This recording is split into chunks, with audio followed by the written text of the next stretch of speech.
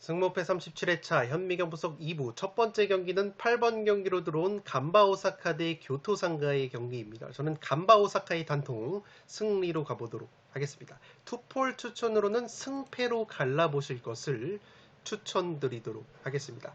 아직 현미경 분석 1부를 보지 않으신 분들은 화면 위로 올라가는 링크를 클릭을 하시면 1번부터 7번 경기 1부 분석을 먼저 시청을 하실 수 있습니다.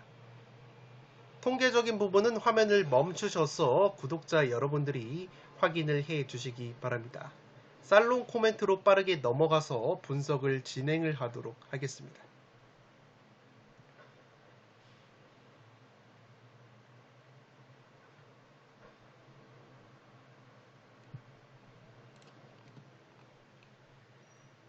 살롱 코멘트로 정리를 해드리면 지금 보시는 것은 양팀의 실점 패턴인데 분홍 색깔로 칠해져 있는 것이 바로 세트피스 실점 부문이라고 보시면 되겠습니다. 양팀의 공통점이라고 할 수 있는 것은 바로 J리그에서 세트피스 수비가 가장 약점인 팀들이라는 것인데 간바와 교토상가 모두 올 시즌 J리그에서 세트피스 실점이 무려 10골로 최다 실점 공동 선두를 달리고 있는 팀이기 때문에 세트피스 수비가 굉장히 허술한 양팀이라고 보시면 되겠습니다. 다만 양팀 모두 최다 득점 패턴 역시 세트피스이기 때문에 서로가 약점이라고 할 수 있는 세트피스 수비를 세트피스로 공략하는 그림이 충분히 그려지지 않나 싶습니다. 지금 보시는 것은 J리그의 드리블 지표인데 간바 오사카가 사포로 다음으로 드리블링 포인트, 드리블에 의한 득점 기회 창출이 가장 많은 팀이라고 보시면 되겠습니다. 실제 드리블 패턴으로만 간바 오사카가 올 시즌 4골을 만들어내면서 J리그 선두를 달리고 있는 팀인데 교토상가 같은 경우에는 올 시즌 수비 상황에서 상대의 드리블 패턴에 의한 실점이 의외로 한 골로 적은 팀이기 때문에 간바 오사카의 강점이라고 할 수 있는 드리블 패턴이 조금은 먹히지 않을 가능성이 있어 보입니다. 그도 그럴 것이 올 시즌 두 팀이 상당히 맞대결을 많이 치렀는데 올 시즌 컵대회 포함해서 벌써 3번의 맞대결을 치렀는데 오히려 교토상가가 2승 1패로 간바 오사카 상대로 상대 전적의 우위를 보이고 있다고 보시면 되겠습니다. 이 간바 오사카가 올 시즌 컵대회에서 교토상가에게 1승을 거뒀을 때는 간바 같은 경우에는 주전자원들이 대거 투입이 된 반면에 교토상가는 주전자원들이 대부분 빠졌던 경기에서 교토상가가 패했던 경기이기 때문에 올 시즌 맞대결 흐름에서는 오히려 교토상가가 간바를 상대로 우세한 면이 있다고 보시면 되겠습니다. 최근 간바 상대로 교토가 5경기 2승 2무 1패 상대 전적이 근소한 우위까지 있는 것을 고려한다면 상성적으로 간바 상대로 밀리지 않는 모습이 있어 보이는 교토라고 보시면 되겠습니다. 간바 같은 경우에는 주전 중앙 수비수 후쿠오카 쇼타 선수가 경고 누적으로 결장이 되고 교토상가는 최근에 주전 골키퍼 와카하라 선수가 부상으로 빠져 있기 때문에 양 팀의 수비가 흔들릴 가능성이 있어 보입니다. 이 교토가 올 시즌 J리그에서 무승부가 가장 적은 팀이고 이미 직전 경기에서 무승부를 거둔 바 패턴적으로 올 시즌 리그 2연무가 없었기 때문에 무승부보다는 승패로 갈라봄직한 매치라고 생각이 됩니다. 다만 제가 그래도 간바의 단통 승리로 가는 이유는 간바가 올 시즌 홈에서는 실점이 10골이나 줄어든 수비 집중력 향상이 있고 최근에 J리그에서 4승 1무 무패 상승세가 교토상가보다 더 가파르다는 점 그리고 간바의 수비수 후쿠오카 쇼타 선수가 결장이 되지만 직전 경기 수비수 권경원 선수가 복귀전을 치렀다는 점을 고려를 한다면 근소하게 간바가 홈발을 받을 수 있는 매치가 될 것으로 보이기 때문에 8번 경기는 간바 오사카의 단통 승리로 가면서 투폴 추천으로는 승패로 갈라보실 것을 추천드리도록 하겠습니다. 9번 경기는 후쿠오카 대 삿포로의 경기인데 단통 무승부로 한번 가보도록 하겠습니다. 투폴 추천으로는 무패를 추천드리도록 하겠습니다.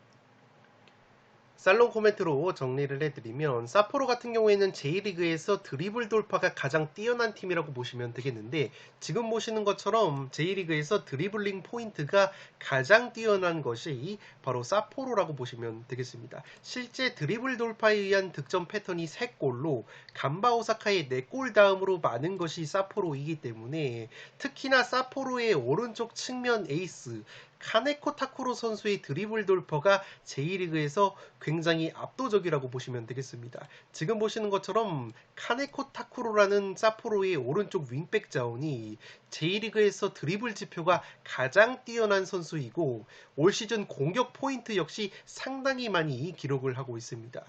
무려 카네코 타쿠로 선수가 리그에서 8골 4도움 12개의 공격 포인트를 기록을 하고 있기 때문에 사포로 같은 경우에는 특히나 오른쪽 측면 윙백 카네코 타쿠로 선수의 개인기 드리블 돌파가 주요 공격 루트라고 보시면 되겠습니다.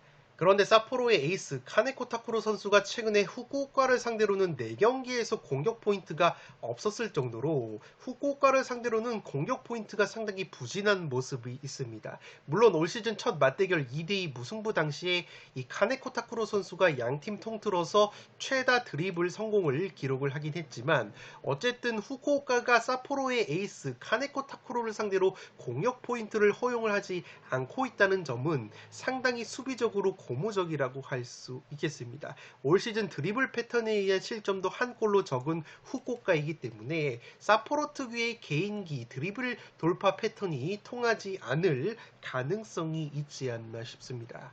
이 사포로 같은 경우에는 최근에 공격수 오가시아 선수가 한 달째 부상으로 결장 중인데 지난 4월달 후쿠오카전에서도 이 오가시아 선수가 아쉽게도 결장이 됐었다고 보시면 되겠습니다. 이 오가시아 선수가 부상을 당하기 전까지는 리그 12경기에서 5골 4도움으로 굉장히 좋은 활약을 보여줬던 공격수라고 보시면 되겠습니다. 확실히 오가시아 선수보다는 백업 공격수 코마이나 김건희 같은 선수들의 골 결정력이 다소 아쉬운 부분이 있는 사포로이기 때문에 이 사포로 입장에서는 전방에서 또다시 오가시아 선수가 결장이 되게 된다면 아쉬움이 클 것으로 생각이 됩니다. 이 또한 후쿠오카 같은 경우에는 기본적으로 홈에서 원정보다 훨씬 더 좋은 성적을 보여주는 팀인데 마찬가지로 사포로 역시 오히려 올 시즌 홈보다 원정에서 성적이 좋아지는 팀이기 때문에 양 팀의 홈과 원정에서의 유불리는 거의 없다고 봐도 무방할 것으로 보입니다. 제가 무승부로 가는 이유는 후쿠오카 같은 경우에는 주포 공격수 야마기시 유야 선수가 최근 3경기 무득점 중이고 용병 공격수 루키안 선수 역시 직전 경기에서 득점포를 가동을 했지만 10경기 만에 골맛을 본 것이라서 골 감각이 좋지 못하다고 보시면 되겠습니다. 이 사포로 역시 J리그에서 최다 득점 2위, 굉장히 화끈한 공격력을 보여주는 팀인데 최근에는 에이스 카네코 타쿠로 선수가 3경기 무득점, 공격수 아사노 유야 선수가 5경기 무득점, 오가시아 선수까지 부상으로 빠져 있기 때문에 주포 자원들의 골 결정력이 다소 아쉬운 부분이 있는 사포로라고 보시면 되겠습니다. 따라서 양 팀이 최근에 맞대결 5번 중에서 무려 4번이 무승부가 나왔던 만큼 이번 경기 역시 팽팽한 무승부 가능성이 있는 매치가 될 것으로 생각이 됩니다. 다만 제가 투폴로 사포로의 승리까지 추천을 드리는 이유는 만약에 사포로가 공격수 오가시아 선수나 아오키 류타 같이 최근에 부상으로 빠져 있었던 공격자원들이 깜짝 복귀가 된다면 역시나 화력적으로는 사포로가 한 수 위라고 보여지기 때문에 9번 경기는 단통 무승부로 가면서 투폴 추천으로는 무패를 추천드리도록 하겠습니다. 10번 경기는 수원FC 대 인천의 경기인데 이 경기도 과감하게 단통 무승부로 한번 가보도록 하겠습니다.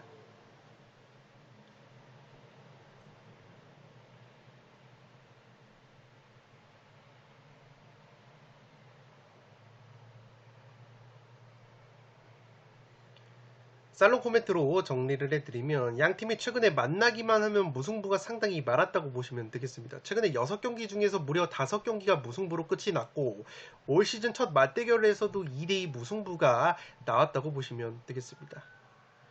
지금 보시는 것처럼 양 팀이 공격적인 패턴이 상당히 비슷한 부분이 있는데 경기당 크로스 정확도가 인천이 3등, 수원FC가 4등을 달릴 정도로 양 팀이 측면에서의 크로스를 자주 활용을 하면서 크로스의 정확도가 상당히 뛰어나다고 보시면 되겠습니다.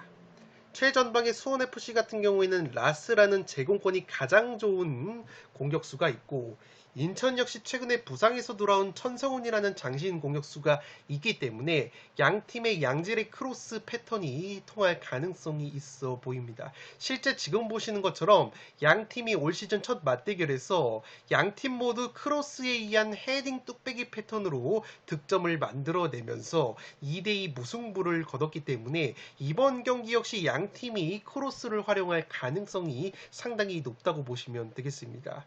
인천이 천성훈 선수의 헤딩으로 득점을 만들어냈었고, 수원FC 역시 이승우 선수가 올린 크로스를 라스 선수가 뚝배기로 마무리하면서 양팀 모두 퀄리티 있는 크로스 능력을 뽐냈다고 보시면 되겠습니다.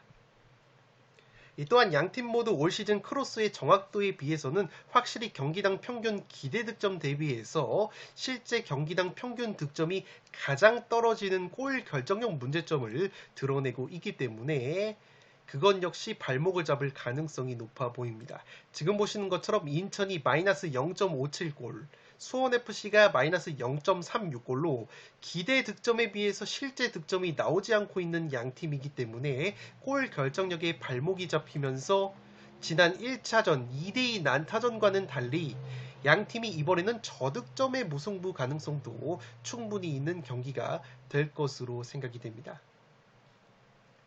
이 수원FC 같은 경우에는 직전 경기에서 후반전에 교체 투입이 된 베테랑 측면 공격수 로페즈 선수가 굉장히 좋은 모습을 보여줬기 때문에 기대감을 가질 수 있어 보이고, 다만 포르투갈 리그에서 영입을 한 이 실바 선수와 고메스 선수 같은 경우에는 당장의 출전 가능성이 조금은 떨어진다고 보시면 되겠습니다. 양 팀이 측면을 활용하는 공격 색깔이 비슷하다는 점과 맞대결에서 최근 무승부가 상당히 많이 나왔다는 점, 인천이 올 시즌 K리그1에서 최다 무자비 1위를 달리고 있고 패턴적으로도 리그 2연승이 없었다는 점, 양 팀이 모두 최전방에서 골 결정력이 좋은 장신의 스트라이커 라스와 천성훈이 있다는 점까지 고려를 한다면 이번 경기 역시 팽팽한 무승부가 나올 가능성이 상당히 높지 않을까 싶습니다. 10번 경기는 단통 무승부로 가보도록 하겠습니다. 11번 경기는 사간도스 대 세레소 오사카의 경기인데 승패로 가르면서 사간도스 쪽 이변까지 한번 노려보도록 하겠습니다.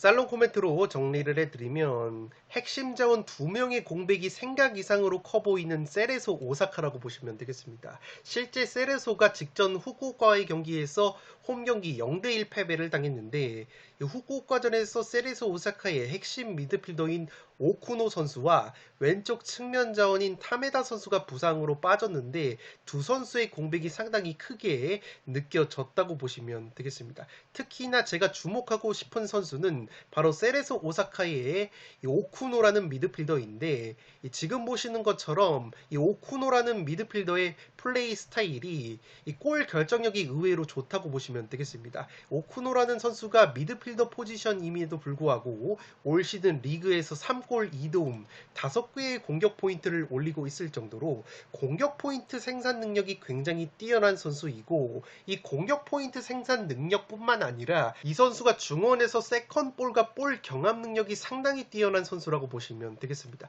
지금 보시는 것처럼 위닝 더 볼 수치가 굉장히 높은 오쿠노 선수이기 때문에 이 세컨볼 경합 능력이 상당히 뛰어난 선수이고, 이 커버 능력 역시 상당히 뛰어난 선수로 나와 있기 때문에 수비 커버 범위가 상당히 넓은 선수라고 보시면 되겠습니다.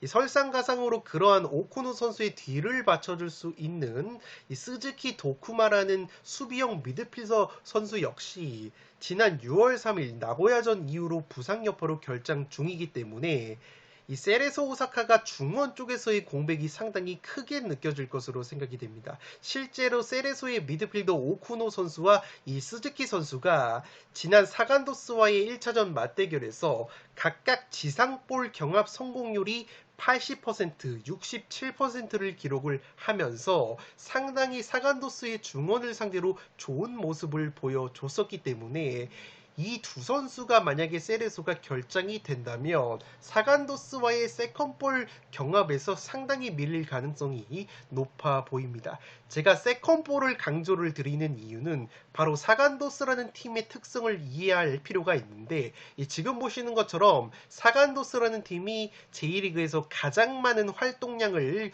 기록을 하고 있는 팀이라고 보시면 되겠고, 제1리그에서 가장 빡센 전방 압박을 거는 팀이라고 보시면 되겠습니다. 그렇기 때문에 가장 많은 활동량과 전방 압박을 펼치는 사간도스를 상대를 함에 있어서 세레소의 핵심 미드필더, 그것도 세컨볼과 수비 커버 범위가 넓은 오쿠노 선수가 빠지게 된다면 사간도스의 전방과 중원 자원들 간의 이 세컨볼 경합에 있어서 세레소가 상당히 열세를 보일 가능성이 있기 때문에 여러모로 이 오쿠노 선수의 공백이 크게 느껴질 수도 있는 세레소가 될 것으로 생각이 됩니다. 물론 사간도스 입장에서도 아쉬운 점이 있는 것이, 최근에 세레소 오사카를 상대로 2경기 연속골로 강했던 사간도스의 공격수 혼다우치 선수가 부상으로 빠져 있는 것은 사간도스에게도 아쉬운 면이라고 보시면 되겠습니다.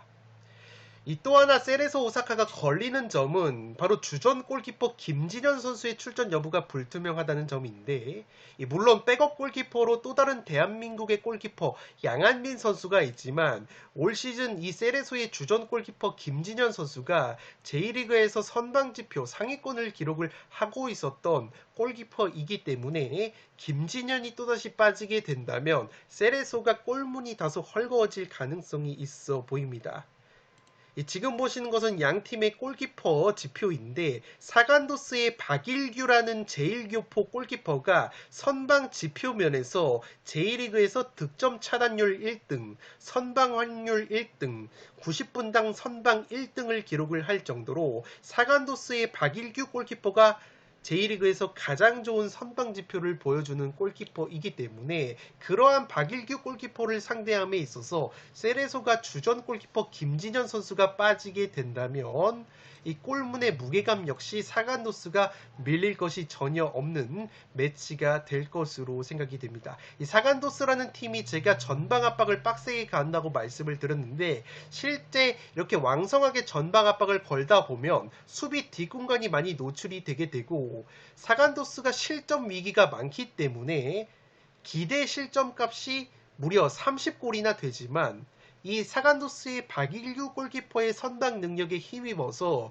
올 시즌 기대 실점 30골에 비해서 7골이나 적은 23실점만 당하고 있는 사간도스이기 때문에 이 박일규 골키퍼가 충분히 활약을 해준다면 사간도스가 이변을 노릴 만한 매치가 될 것으로 생각이 됩니다.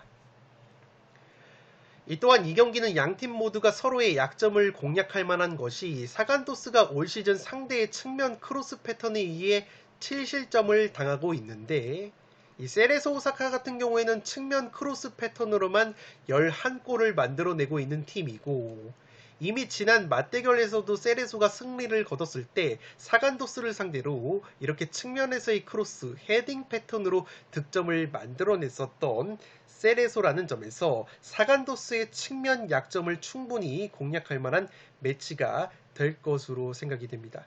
반대로 세레소 같은 경우에는 상대의 세밀한 쇼패스 패턴에 의해서 올 시즌 8실점을 당하고 있는데, 사간도스는 쇼패스 패턴으로만 올 시즌 7골을 넣으면서 최다 득점 패턴을 보여주고 있다고 보시면 되겠습니다. 특히나 사간도스가 제1리그에서 패스 성공률이 전체 5등일 정도로 세밀하게 썰어 들어가는 패스 플레이가 좋은 팀이기 때문에 이러한 상성까지 고려를 한다면 이 경기는 양팀 모두에게 승리 기회가 있는 경기라고 생각이 됩니다. 최근에 세레소가 사간도스 상대로 6경기에서 4승 2무, 상대 전적에 압도적인 우위가 있었지만 세레소가 승리한 경기가 모두 한 골차 신승이었기 때문에 이 세레소의 전력 누수와 최근에 사간토스의 나쁘지 않은 경기력, 그리고 사간토스의 박일규 골키퍼의 선방 능력을 고려를 한다면 올 시즌 제1리그에서 세레소가 무승부가 딱 2번으로 무승부가 가장 적은 팀이라는 점까지 고려를 해봤을 때 이 경기는 승패로 가르면서 사간토스 쪽 이변까지 한번 노려보도록 하겠습니다. 11번 경기는 승패로 갈라보도록 하겠습니다. 12번 경기는 전북 대 FC 서울 전설 더비인데 승무 투폴로 가면서 전북 사이드로 가보도록 하겠습니다.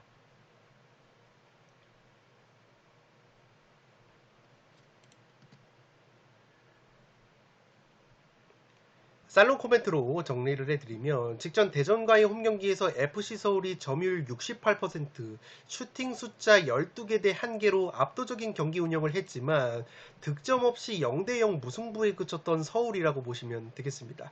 물론 대전의 이창근 골키퍼가 5개의 선방을 보여주면서 맹활약을 한 이유가 있었지만 확실히 최근에 FC 서울이 시즌 초반에 보여줬던 공격력이 나오지 못하고 있다고 보시면 되겠습니다.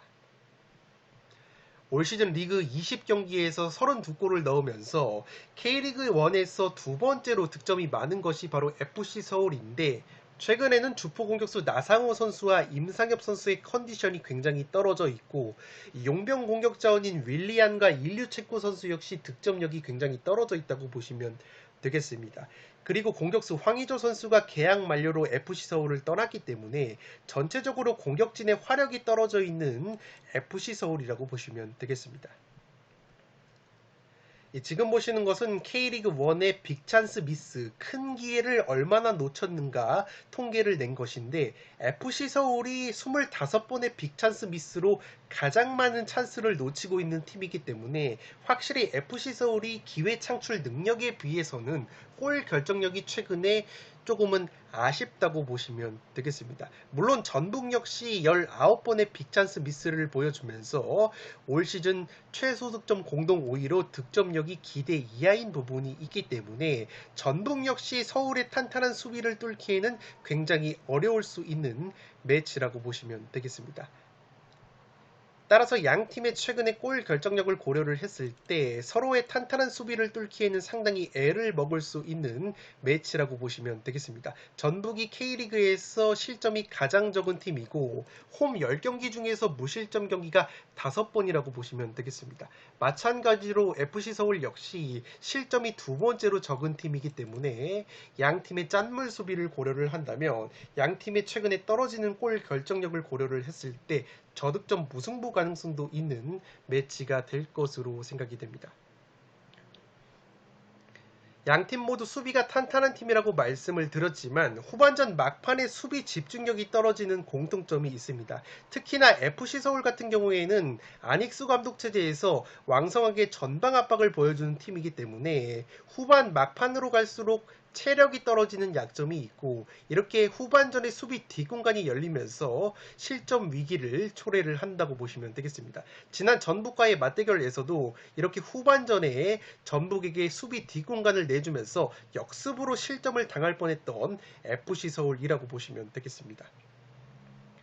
최근에 전북이 재미를 보고 있는 것이 상대방의 체력이 떨어졌을 때 스피드가 빠른 문선민 선수를 투입을 해서 상대 수비 뒷공간을 노리는 역습으로 재미를 보고 있는데 지난 서울과의 1차전 맞대결에서는 이 문선민 선수가 후반전에 조커로 들어온 것이 아니라 선발로 풀타임을 소화를 했는데 오히려 이번 경기에서는 문선민 선수를 조커로 활용할 가능성이 있는 것이 지난 서울과의 1차전에서는 전북이 측면 자원 송민규 선수와 이동준 선수가 모두 부상으로 빠졌었기 때문에 측면 자원이 상당히 부족했었다고 보시면 되겠습니다. 다만 최근 전북 같은 경우에는 측면 자원 송민규와 이동준이 정상적으로 출전을 하고 있고 컨디션도 나쁘지 않기 때문에 이 두 선수를 전반전에 활용을 하고 문선민 같은 경우에는 후반전에 서울이 체력이 떨어졌을 때 쪼코로 투입을 하는 것이 굉장히 효율성을 발휘할 가능성이 있어 보입니다.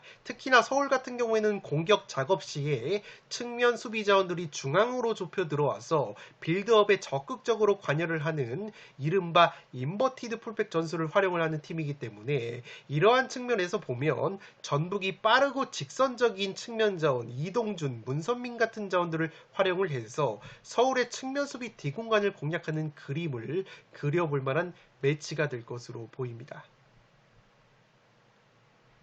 지금 보시는 것처럼 FC 서울이 올 시즌 21실점 중에서 무려 8실점, 38%의 실점을 후반 막판 15분에 당하고 있을 정도로 후반 막판에 체력과 수비 집중력이 떨어지는 약점이 있고, 전북 같은 경우에는 올 시즌 24골 중에서 가장 많은 득점을 후반 막판 15분에 9골이나 넣고 있기 때문에 서울의 약점이라고 할 수 있는 후반 수비 집중력을 공략할 수 있는 그림이 그려지지 않나 싶습니다. 최근 전북이 서울 상대로는 무려 20경기 14승 6무 무패 천정 면모까지 보여주고 있기 때문에 전북 사이드가 근소하게 유리해 보이는 매치라고 생각이 됩니다.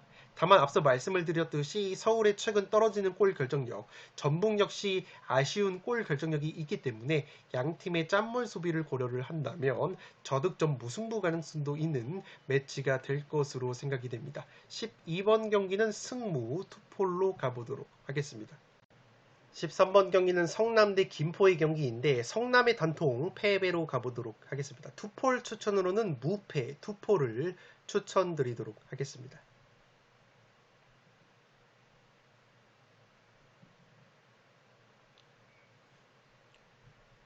살롱 코멘트로 정리를 해드리면 하락세의 두 팀이 만났다고 보시면 되겠습니다. 최근에 컵대회 포함해서 6경기에서 1무패 승리가 없는 성남이고 김포 역시 최근에 6경기에서 2무 4패로 승리가 없기 때문에 양팀 모두 하락세가 굉장히 심하다고 보시면 되겠습니다. 이미 지난 5월 맞대결에서도 양팀이 0대0 무승부를 거뒀던 만큼 최근에 양팀의 하락세를 고려하면 이번 경기 또한 굉장히 팽팽한 접전이 예상이 된다고 보시면 되겠습니다. 다만 1차전 맞대결 스코어는 0대0이었지만 당시 김포가 홈에서 성남 상대로 점유율을 64%를 가져갔고 슈팅 숫자 역시 14개 대 4개로 압도적인 경기 운영을 했기 때문에 김포가 경기 내용이 더 좋았다고 보시면 되겠습니다. 특히나 당시 성남의 최필수 골키퍼가 선방을 4번이나 하면서 팀의 무승부를 이끌었었기 때문에 김포가 성남 상대로 1차전에서는 경기 내용이 우세했다고 보시면 되겠습니다. 또한 김포 같은 경우에는 올 시즌 K리그2에서 최소 실점 1위 짠물 수비를 보여주는 팀이고 올 시즌 리그 17경기 중에서 무실점 경기가 무려 10번이나 될 정도로 K리그2에서 무실점 경기 클린시트가 가장 많은 팀이기 때문에 최근에 5경기 2골 3경기 무득점 빈공을 보여주고 있는 성남의 공격력으로는 K리그2 최고의 짠물 수비를 보여주고 있는 김포의 수비 조직력을 뚫기에는 굉장히 어려운 경기가 될 것으로 생각이 됩니다. 그리고 김포 같은 경우에는 올 시즌 오히려 원정에서 5승 2무 1패로 홈에서의 2승 5무 2패보다 오히려 원정에서 성적이 뛰어난 김포이기 때문에 김포의 원정 성적 역시 성남에게는 상당히 부담스러운 점이라고 보시면 되겠습니다. 성남 같은 경우에는 베테랑 공격수 이종호 선수가 리그 5골을 넣어주고 있는데 이 선수가 직전 청주전에서 부상 여파로 명단 제외가 됐었기 때문에 만약에 이번 경기 역시 성남의 베테랑 공격수 이종호 선수가 결장이 된다면 성남이 또다시 빈공을 보여줄 가능성이 높아 보이고 물론 성남도 용병 자원들이 있지만 성남의 용병 공격수 크리스와 데닐손이 나란히 지난 5월 20일 안산전에서 골맛을 본 이후에 최근에 리그 5경기 득점이 없는 상황이라고 보시면 되겠습니다. 물론 김포 역시 용병 공격수 루이스와 파블로의 컨디션이 그렇게 좋은 것은 아니지만 성남의 용병 자원들보다는 근소하게 김포의 용병 자원들이 컨디션이 좋아 보이기 때문에 원정팀 김포가 여러모로 근소하게 앞서는 경기가 될 것으로 생각이 됩니다. 다만 제가 무승부를 추천을 드리는 이유는 김포 역시 최근에 하락세가 심하고 이 득점 순위가 뒤에서 세 번째인 것을 고려를 한다면 김포 역시 빈공을 보여줄 가능성이 높기 때문에 이번 경기 또한 저득점 무승부의 가능성도 충분히 있는 매치가 될 것으로 생각이 됩니다. 김포가 올 시즌 K리그2에서 무승부가 7번으로 무승부가 가장 많은 최다 무자비 팀이고 성남 같은 경우에는 무승부가 6번으로 두 번째로 무승부가 많은 팀이기 때문에 폴더스의 여유가 있으신 분들은 저득점 무승부까지 추천을 드리면서 13번 경기는 성남의 단통 패배로 가보도록 하겠습니다. 마지막 경기는 대전 대 수원 삼성의 경기인데 승무 투폴로 가보도록 하겠습니다.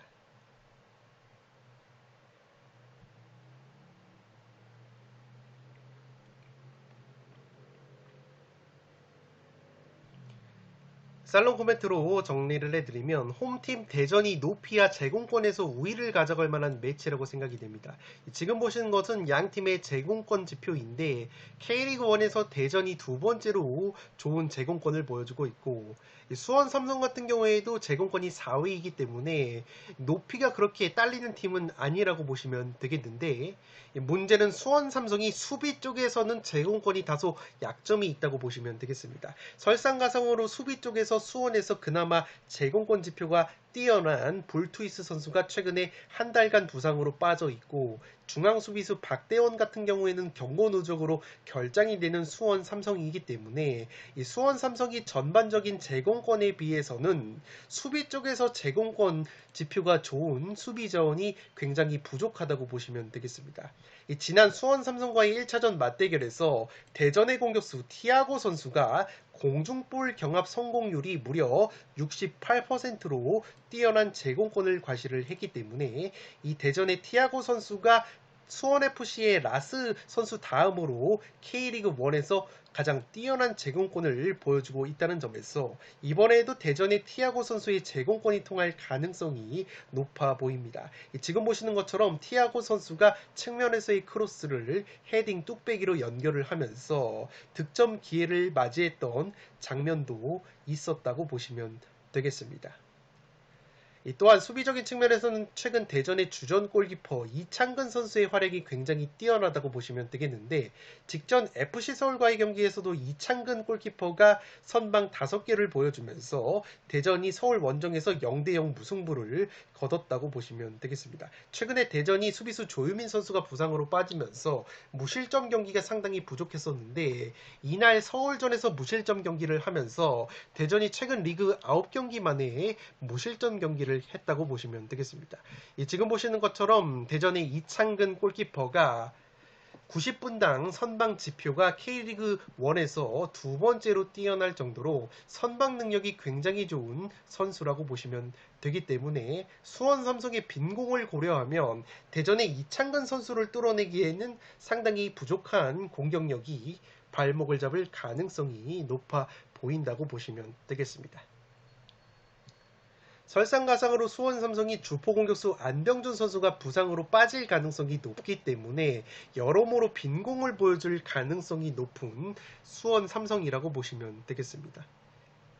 다만 제가 무승부까지 바치는 이유는 대전 역시 최근에 K리그1 최다 득점 3등 팀의 명성에 비해서는 공격력이 다소 주춤하고 있는데 핵심 용병 공격수인 레안드로 선수가 부상 여파로 직전 서울전에서 결장이 됐고 이번 경기 역시 출전 여부가 불투명하기 때문에 대전 역시 레안드로 선수가 측면에서 결장이 되게 된다면 공격 작업에 의외로 애를 먹을 수도 있는 매치가 될 것으로 생각이 됩니다. 대전 같은 경우에는 시즌 초반에 중원의 베테랑 플레이메이커 이진현과 주세종 선수의 컨디션이 상당히 좋았지만 최근에 이 두 베테랑 플레이메이커의 컨디션이 다소 떨어져 있는 모습이기 때문에 이 대전이 중원에서 활로를 찾지 못한다면 측면에 레안드로까지 결정이 유력한 상황에서 의외로 답답한 공격 흐름을 보여줄 가능성이 있어 보입니다. 대전이 세트피스 상황에서도 한 방이 있던 팀인데 확실히 중앙 수비수 조유민 선수가 부상으로 빠진 이후에는 세트피스 상황에서의 수비수들의 뚝배기 한방 위력도 다소 약해진 모습이 있기 때문에 최근에 무승부가 급격하게 늘어나면서 K리그1 최다 무자비 공동 2위까지 올라온 대전이라는 점에서 이 경기 의외로 저득점 무승부 가능성도 있어 보이는 매치라고 생각이 되기 때문에 마지막 경기는 승무 투폴로 가보도록 하겠습니다. 네, 이것으로 승무패 37회차 현미경 분석 1부와 2부 모두 마치도록 하겠습니다. 영상이 도움이 되신 분들은 좋아요와 구독 버튼을 눌러주시면 풋볼살롱 채널에 크나큰 힘이 됩니다. 구독 버튼 옆에 종 모양의 알림 설정을 해주시면 그 누구보다 빠르게 양질의 축구 승무패 프로토 관련 분석 컨텐츠를 만나보실 수 있습니다. 지금까지 풋볼살롱이었습니다. 감사합니다.